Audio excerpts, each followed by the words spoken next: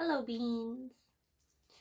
So today I want to talk about burnout. I went to 2 conferences this summer. One of them was Realm Makers, which you know about because I made videos of it.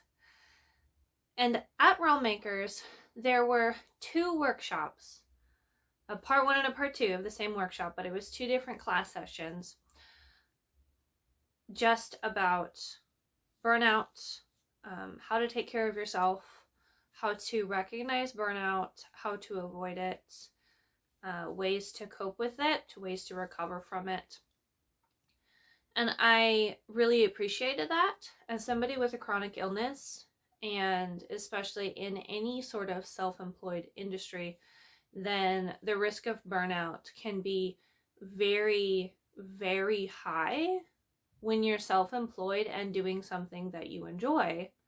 Because being self-employed, you're both pressured with the side of needing to support yourself monetarily, but then doing something you love requires a lot of creative energy. The second conference I went to was work-related, and it was about a month after Realm Makers. At this conference, I heard several people ask questions during Q&A and panels. Several people asked questions about what to do if they felt burnt out. This conference was also in a self-employment industry. It was different from Realm Makers. Realm Makers was about writing and editing, obviously. This was about online selling and how to make a living off of like eBay and stuff. So similar in that it's self-employed. You have to set your own hours. You have to have a lot of self-discipline. So I thought it was very interesting that there were several people throughout the conference who specifically asked questions at this second conference about what to do about burnout. And I was very disappointed at this conference that none of the speakers actually addressed it. Even though it was brought up multiple times and there were multiple different people during these Q&A questions who were answering questions, they all answered very similarly along the lines of, well, I just enjoy what I do, and so I don't get burned out. And I was very frustrated coming from being at Realm Makers, where there were 2 entire classes devoted to recognizing burnout, taking care of yourself, and then going to this other conference where there are obviously people who were struggling with burnout and asking for help, and they received hardly anything. So that got me thinking, and I decided that I wanted to make a video, talk about it, because I have some thoughts. Burnout and creativity and our physical limitations is something that is very real to me. Because of my chronic illness and just the type of person I am, even if I didn't have physical issues, I've still experienced mental and emotional burnout very often because of the type of person I am. And so it was very frustrating to me at this second conference to see and hear people who were asking for help and didn't receive it. So when it comes to the term burnout, I first want to think about the symbolism that carries. We often also hear phrases like burning the candle at both ends. And thankfully, I have some props. So we're going to have some visual demonstration here. So if you think about a candle, it's supposed to burn like this. It burns at the top, and it goes down. If you are burning the candle at both ends, you have to light both ends. And then it has to burn like this, which is not how it was intended to burn. As somebody who has made candles, it is a very specific science of how candles are supposed to burn. If you have a jar candle like this, you are supposed to burn it for approximately 2 hours at a time because it completes the melt pool. The melt pool is the surface of the wax on the top. The entire surface of the wax of a jar candle should be melted before you burn it out. Otherwise, you'll get tunneling. So the wax will the wax will stay on the sides of the candle and the wick will burn down the middle and you'll waste wax. And a lot of times your wick will drown. If there's too much wax around it, then the wick will drown and you can't relight it. So the way candlesticks work, similar but slightly different. Even though candlesticks will drip down the sides, the wax cools off so fast that it hardens along the side. So by the time your wick will burn down, it has a chance to remelt this wax and it be consumed to help the candle survive. That's why your candles are supposed to burn like this. If you're burning a candle like this, all of your wax is going to drip away from the candle and be wasted. So you're burning it in a way it was not intended, and you are wasting resources. So that's kind of how I visualize burning the candle at both ends. It's supposed to be like, oh, you're doing so much, you got all this light and everything, but you're using your candle in a way it was not intended to work, and you're wasting resources. So you're going to burn through it not just twice as fast, you're going to burn through it 3 or 4 times as fast because you can't reuse this wax once it's dripped off the candle. The other symbolism of burning out is when a candle reaches the bottom of its container, like in tea light or jar candle. When it reaches the bottom of the container and the wax is completely gone, your wick will burn out and you cannot relight it. That is how candles are supposed to work, but it will burn out when it no longer has any wax to keep it alive. I'm sure you can see where I'm going with this. So, if you're burning the candle at both ends, if you are living your life in such a way that you are burning the candle at both ends and not using your time, your energy, your body, your resources correctly and responsibly, you're not just using them up twice as fast. You could be using them up 3 or 4 times as fast as you're supposed to on the way you're intended to take care of yourself and live your life. And when it comes to burnout, if you get to the bottom of your candle, aka yourself, once a candle has burned out, it can't be relit because there's no more wax left. So there's nothing for the flame to feed on. That's how candles work. That's why you need wax. Because you light the flame on the wick, and the wick is a piece of rope. So the fire will burn straight through a piece of rope in seconds. But if the wick is in wax, it burns slower because the fire is consuming the wax instead of the string. That's how candles are supposed to work.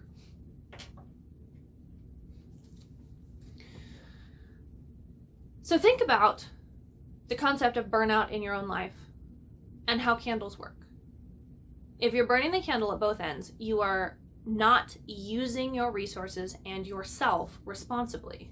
And if you burn out, symbolically with a candle, it can't be relit.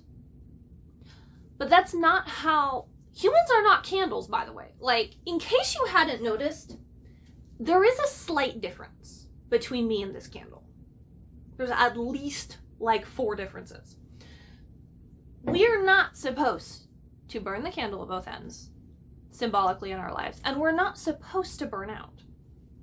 One of the best pieces of advice that I heard at Realm Makers in that class about taking care of yourself and avoiding burnout, it was taught by CJ Redwine, and she is absolutely amazing and I love her. One of the best things I heard her say was, when you're doing life, you're juggling balls. And again, talking about phrases, we always say you don't want to drop the ball. So you're juggling all of these balls. You're juggling your personal life, you're juggling your health, you're juggling your job, juggling your family, juggling relationships, you're juggling any sort of spiritual beliefs you have. Those are a lot of balls that you're juggling. And the way CJ put it, she said, some of those balls are glass and some of them are rubber. If you drop a rubber ball, it will bounce and you can pick it up again. If you drop a glass ball, it's going to break. And so when it comes to realizing if you're struggling with burnout, or even if you're not, but you're doing a lot and you're burning the candle at both ends, it is very wise to figure out what in your life is a rubber ball and what is a glass ball. Your health and your body is a glass ball. If you drop it, it will break. You can't just burn yourself out and live another day. Anybody who's experienced burnout physically or emotionally or mentally knows that it is not a fun or easy road to recover from that. Your family is a glass ball. If you drop them, they will break. If you are burning the candle at both ends, if you're burned out to the point that you cannot invest and be there for your family and your relationships, you can't pick them up at a later time and just pick up where you left off. If you dropped your family ball when your children were 6 and you want to pick it up again when they're 14, it doesn't work that way. That's not going to happen. Your job is a rubber ball, especially if you're self-employed. If you're self-employed and you set your own hours and you're in charge of your own schedule, your job is so much more of a rubber ball than if you had a conventional job where you had to punch in and punch out when you're told to. Although granted, if you do have a traditional workforce job, that is also a rubber ball. If you're pulling extra hours, if you're giving more to your job than you should or are required to, you can drop that and it will bounce. But especially if you're self-employed in any industry, such as writing or selling things online in any capacity, whether it's eBay or you have your own store, any sort of thing like that, that is definitely a rubber ball. And if you drop it for a day, it will bounce. You can pick it back up. The thing about the second conference that I went to was it was full of people who were very driven and very excited about what they did, which was really amazing. It was a great sort of energy to be around. But I could see so many of them were so caught up in the thrill of what they were doing that even if they made sure that they were paying attention to their families, a lot of them weren't necessarily paying attention to their health. Several people did mention how important it is to pay attention to their physical and mental well-being, which I was very glad of.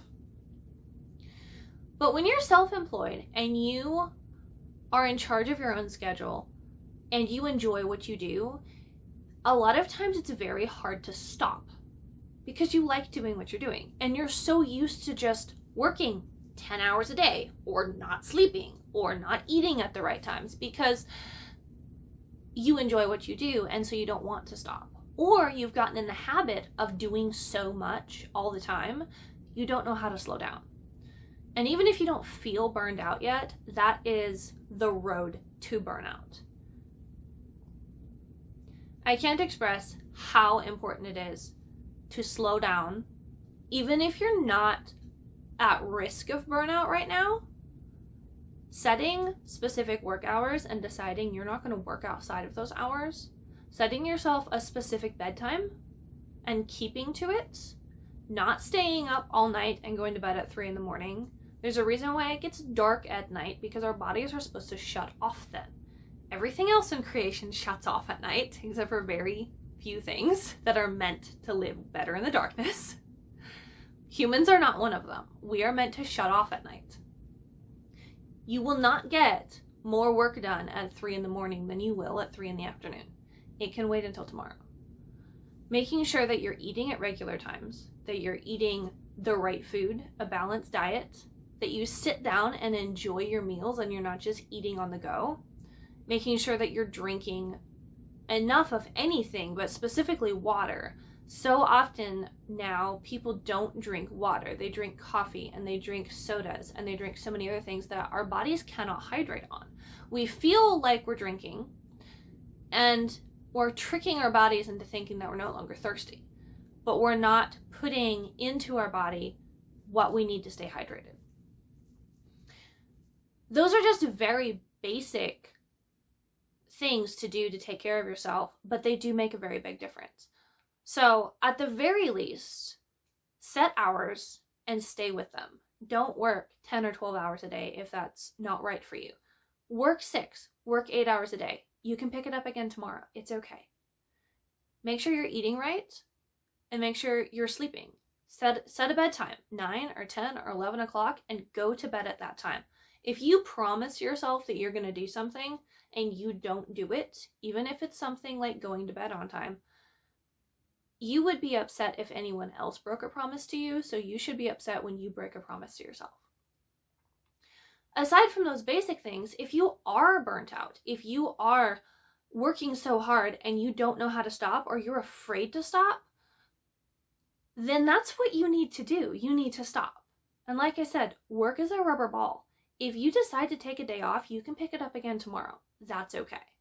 And, if you get to 5 o'clock and it's time to clock out of our self-employed work, and you feel like there's still 10 things you need to do, you can pick them up at 9 in the morning the next day.